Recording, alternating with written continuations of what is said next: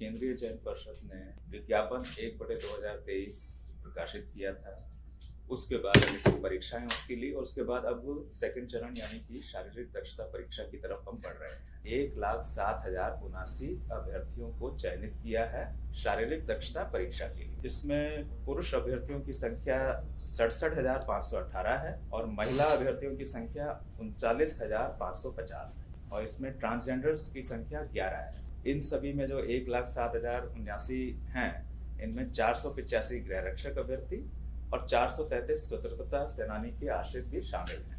ये सभी सूचनाएं हमारी जो पिछली सूचना प्रकाशित हुई उसमें भी शामिल है। अब इन अभ्यर्थियों की शारीरिक दक्षता परीक्षा हम 9 दिसंबर 2024 से प्रारंभ करेंगे और ये 10 मार्च 2025 तक चलेगी, यानी 3 माह की अवधि के लगभग, बल्कि उससे थोड़ा ज्यादा ही समय तक ये परीक्षाएं चलती रहेंगी। और ये परीक्षा हम आयोजित करेंगे शहीद राजेंद्र प्रसाद सिंह राजकीय उच्च विद्यालय गर्दनीबाग में। प्रातः 7 बजे से ये प्रारंभ होगी और शारीरिक परीक्षा और उसके बाद फिर दस्तावेज सत्यापन के साथ ही ये समापन होगा। उसके पुरुष अभ्यर्थियों और महिला अभ्यर्थियों की परीक्षाएं अलग अलग दिन आयोजित की जाएंगी। ऐसा नहीं है कि एक दिन में दोनों को बुलाया जाएगा। एक दिन में पुरुष रहेंगे और पुरुषों की जब संपन्न हो जाएगी उसके बाद महिलाओं को हम बुलाएंगे। एक दिन में पुरुष अभ्यर्थियों को बुलाए जाने वालों की संख्या 1,600 रहेगी और महिलाओं की संख्या 1,400 रहेगी। 1,600 पुरुष अभ्यर्थियों को एक दिन में हम बुलाएंगे, महिला अभ्यर्थियों की संख्या 1,400 रहेगी। परीक्षा में भाग लेने से पहले सभी अभ्यर्थियों को शारीरिक या मानसिक रूप से स्वस्थ होने और जहां जिनके मामले में लागू हो महिलाओं के जो है वो गर्भवती ना होने और इनके द्वारा किसी भी प्रकार के उत्तेजक, मादक अथवा प्रतिबंधित दवाओं के सेवन न करने का घोषणा पत्र भी लिया जाएगा। तो इन्हें ये घोषणा पत्र सभी अभ्यर्थियों को समर्पित करना होगा। इस परीक्षा में दौड़ की, गोला फेंक की, ऊंची कूद की परीक्षाएं होंगी और इनके लिए मार्क्स प्रिस्क्राइब हैं कि कितना अचीव करने पर कितने मार्क्स मिलेंगे। पुरुषों की ऊंचाई और सीने की माप ली जाएगी और महिला अभ्यर्थियों की ऊंचाई और वजन की नाप ली जाएगी। इनके मापदंड सभी प्रकाशित हैं, उनको जो है वो देख लें। और इन सभी इवेंट्स में यानी कि ऊंचाई वगैरह में भी जो मिनिमम मापदंड हैं उनको क्रॉस करने वाले ही सफल माने जाएंगे। दौड़ में, गोला फेंक में और ऊंची कूद में, इन सभी में अलग अलग पास होना होगा। ऐसा नहीं कि टोटल में पास होना है, हर एक इवेंट में अलग अलग अभ्यर्थियों को पास हो। किसी भी एक इवेंट में फेल होने या असफल होने का मतलब है कि वे आगे के चरणों में भाग नहीं ले सकेंगे और वे बाहर हो जाएंगे। तो इसलिए सभी अपनी हर चीज के लिए पूरी तैयारी करें। दौड़ की जो कार्रवाई होगी और उसके जो समय का आकलन होगा वो कंप्यूटरीकृत पद्धति से होगा। पहले भी परिषद वैसे ही करती आई है। अभ्यर्थियों के पैरों में जो है वो चिप और जो है सेंसर के माध्यम से जो है इनका आकलन किया जाएगा। इसमें मानवीय हस्तक्षेप नहीं है और मानवीय हस्तक्षेप की गुंजाइश भी नहीं है कि उसमें कुछ हल्का फुल्का जो है मैनेज किया जा सके, वैसी कोई पॉसिबिलिटी नहीं है। और समय का आकलन मिनट, समय, सेकंड में, सेकंड के 1000वें स्थान तक आकलन होगा।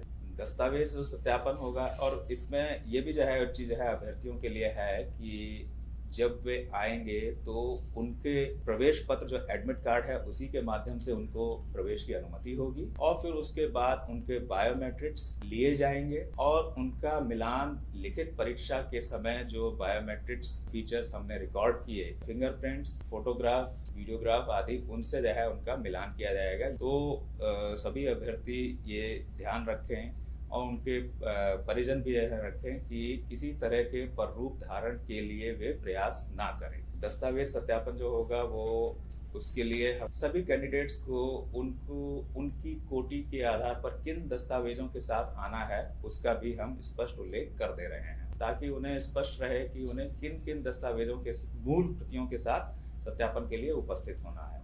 यहाँ पर मैं फिर से जो है वह दोहरा दूं कि इसके लिए किसी भी अभ्यर्थी को एक्स्ट्रा टाइम या एक्स्ट्रा डेट नहीं दी जाएगी और ना ही उनका अनुरोध माना जाएगा। उस दिन वे अपने प्रमाण पत्र सारे जो है लेकर के आए, जो वे समर्पित करेंगे और जो जो है उनका मिलान किया जाएगा उसके आधार पर ही परिषद उनके क्लेम के पुष्ट होने अथवा ना पुष्ट हो पाने के बारे में निर्णय लेगी। उनका अनुरोध बाद में समर्पित करने या समय विस्तार का मान्य नहीं होगा, उस समय के आधार पर ही उनका मान लिया जाएगा। EWS कैटेगरी के जो हृदय हैं उसके लिए वित्तीय वर्ष निर्धारित है कि किस वित्तीय वर्ष का आपको प्रमाण पत्र या आय एवं व्यय प्रमाण पत्र जो बोला जाता है उन्हें लेकर के आना है। वो हमारे सूचना में प्रकाशित है, उसी अवधि का वो लेकर के आए। इसी प्रकार से जो बीसी या ईबीसी कैटेगरी के हैं जिन्हें नॉन क्रीमी लेयर सर्टिफिकेट देना है वे जो है लेकर के आए। उसमें ये भी है कि यदि उनका 1 वर्ष पूर्व की अवधि का निर्गत है, उसकी भी 1 वर्ष से ज्यादा हो चुकी है अगर, तो उन्हें साथ में एक पत्र होता है 18B, उसमें घोषणा पत्र वो भी देना है। यानी कि जिनका एनसीएल सर्टिफिकेट 1 वर्ष से पहले का निर्गत है उन्हें सर्टिफिकेट प्लस घोषणा पत्र दोनों देना है, एक से काम नहीं चलेगा।